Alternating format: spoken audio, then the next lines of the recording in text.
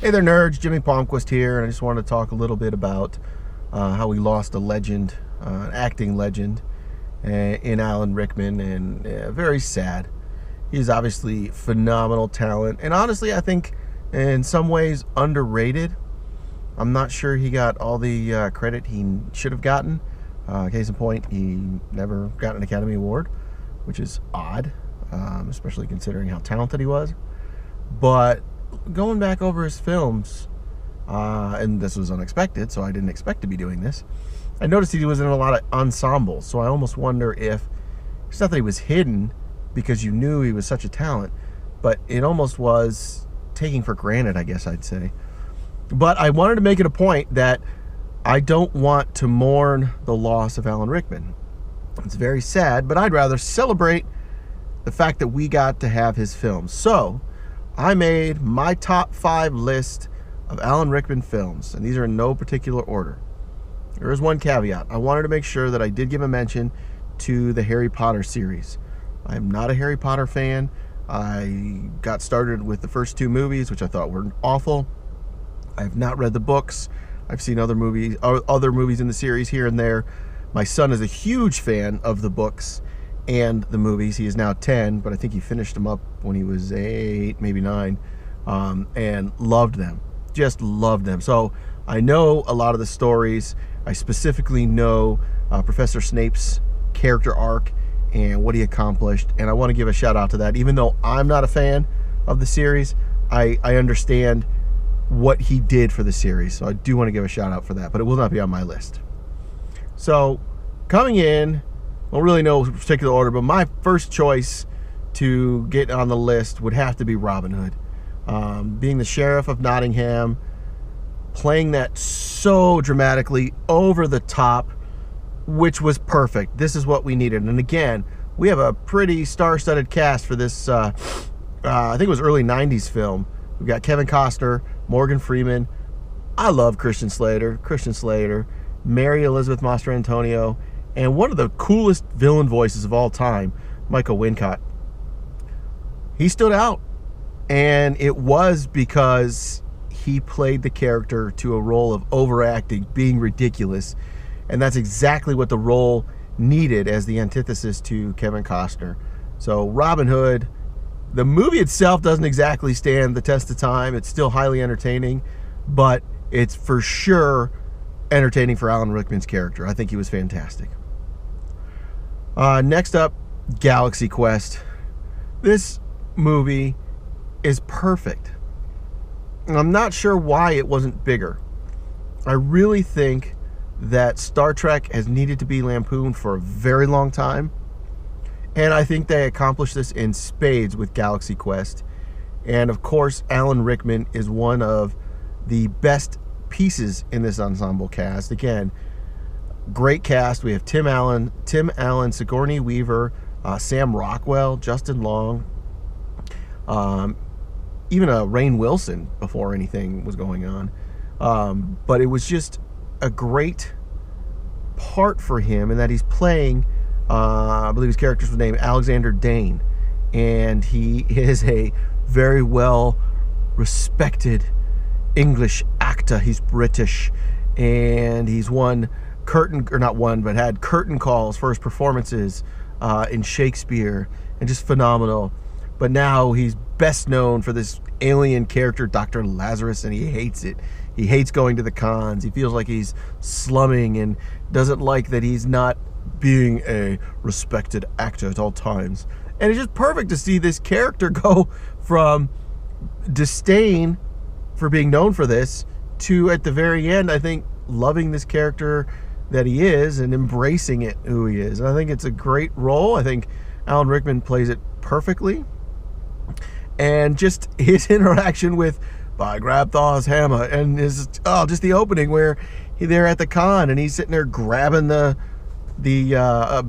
one sheet so he can autograph him. He's like, shh, shh. Hilarious. I love him in this role. If you haven't seen Galaxy Quest, you need to see it. Great film. Next up, I would include Dogma. This is by far my favorite Kevin Smith film. I think Dogma is a great look at the mythology of religion, as they say in there. And I think his role as Metatron gives it some gravitas that I'm not sure it would have had. I think it would have just been a goof-off film. Again, another great cast. We have Matt Damon, Ben Affleck, Chris Rock, Jason Lee, Linda Fiorentino, Selma Hayek. It's just an amazing cast. But who sticks out? Alan Rickman is his character as the voice of God. And he plays it perfectly in that early on we have sort of witty, smart-ass back and forth with Linda Fiorentino's character Bethany and her disbelief, and he, talks about, well, if it's not a Charlton Heston film, you don't know who it is. And it's funny, it's witty.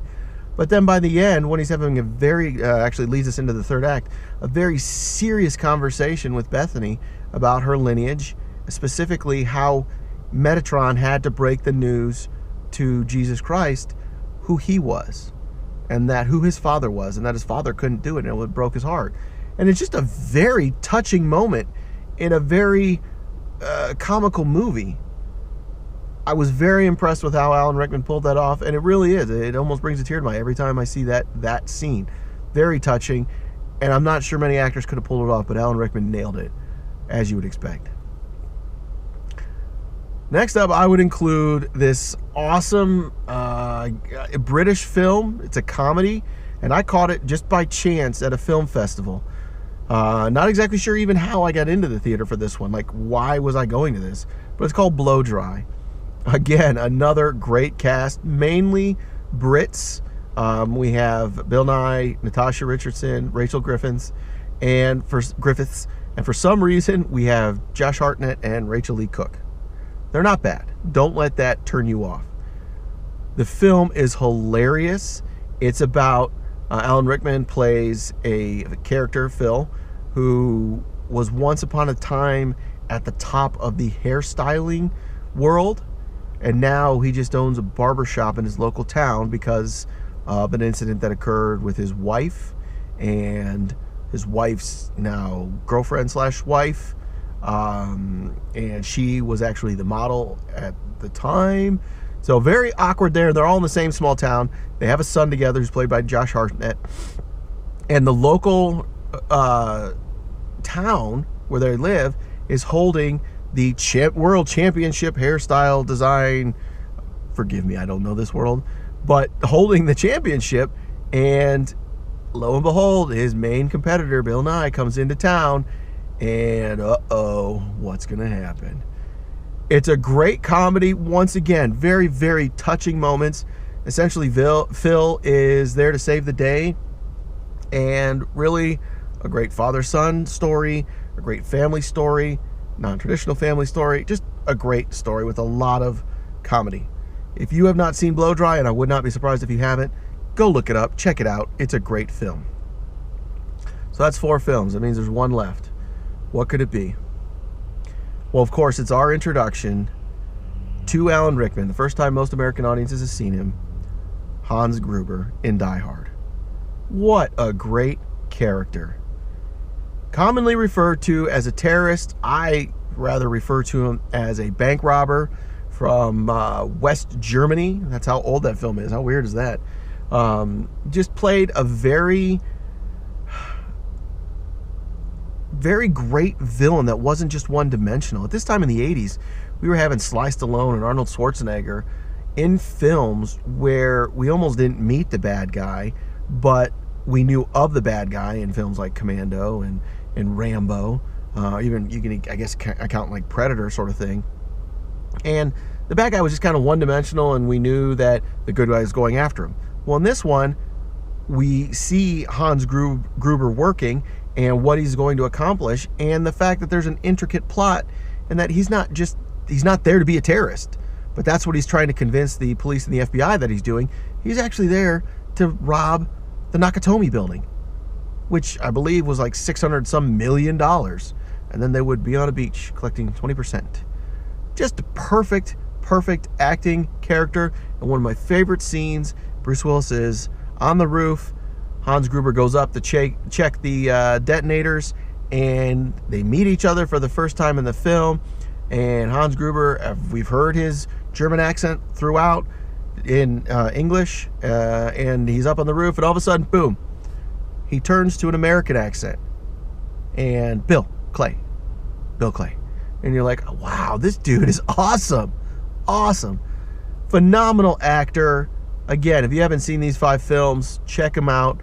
There are other ones that he's amazing at. I love Actually. That's a great film. Another ensemble cast where he very subtly, but he sticks out. His scene with Rowan Atkinson, Mr. Bean, is fantastic. Go see an Alan Rickman film. I'm very sad that we're never going to see a new one again, but we have a great collection of his old ones, and I think they're all great. So go check them out. Again, mourning the loss of a legend.